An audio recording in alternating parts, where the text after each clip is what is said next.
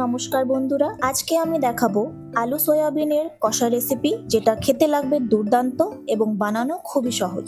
চলুন দেখে নিই কি করে বানাতে হবে। প্রথমেই গরম জলে সয়াবিনগুলোকে দিয়ে দিচ্ছি আর দিচ্ছি সামান্য লবণ। 3 থেকে 4 মিনিট পর সয়াবিনগুলোর জল ঝরিয়ে নেব। এবার মিক্সি জারে নিয়ে নিচ্ছি সামান্য আদা, একটা টমেটো, কয়েকটা রসুনের কোয়া, 2টো শুকনো লঙ্কা, অল্প গোটা জিরে ও গোটা ধনে, আর এগুলোর একটা পেস্ট বানিয়ে নেব। এবার কড়াইয়ে দেব সর্ষের তেল। তেলটা গরম হলে দেব আগে থেকে কেটে রাখা আলুগুলো ভাজা হয়ে এলে এর মধ্যে দিয়ে দিচ্ছি সয়াবিন আর সামান্য লবণ হলুদ দিয়ে ফ্রাই করে নেব। আবারও কড়াইয়ে দেব অল্প সর্ষের তেল।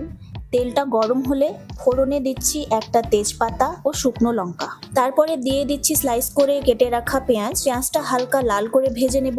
এরই মাঝখানে দেব কয়েকটা থেতো করা রসুন। তারপর অ্যাড করব আগে থেকে করে রাখা পেস্ট আর দেব অল্প হলুদ আর কাশ্মীরি লঙ্কার গুঁড়ো। এবার সব মশলা ভালো করে কষিয়ে নেব। মাঝখানে আমি এখানে গরম জল ইউজ করেছি কষানোর জন্য। এবার মশলাগুলো যখন তেল ছাড়তে শুরু করবে দিয়ে দেব আগে থেকে ফ্রাই করে রাখা আলু আর সয়াবিন। ভালো করে মশলার সাথে আলু সয়াবিন মিক্স করে নেব ও অল্প করে গরম জল দিয়ে কষিয়ে নেব।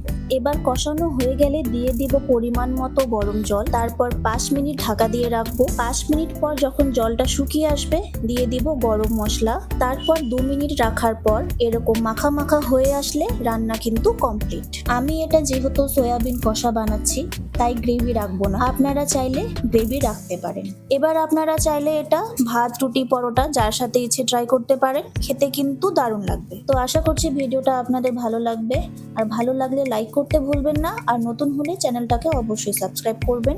ধন্যবাদ।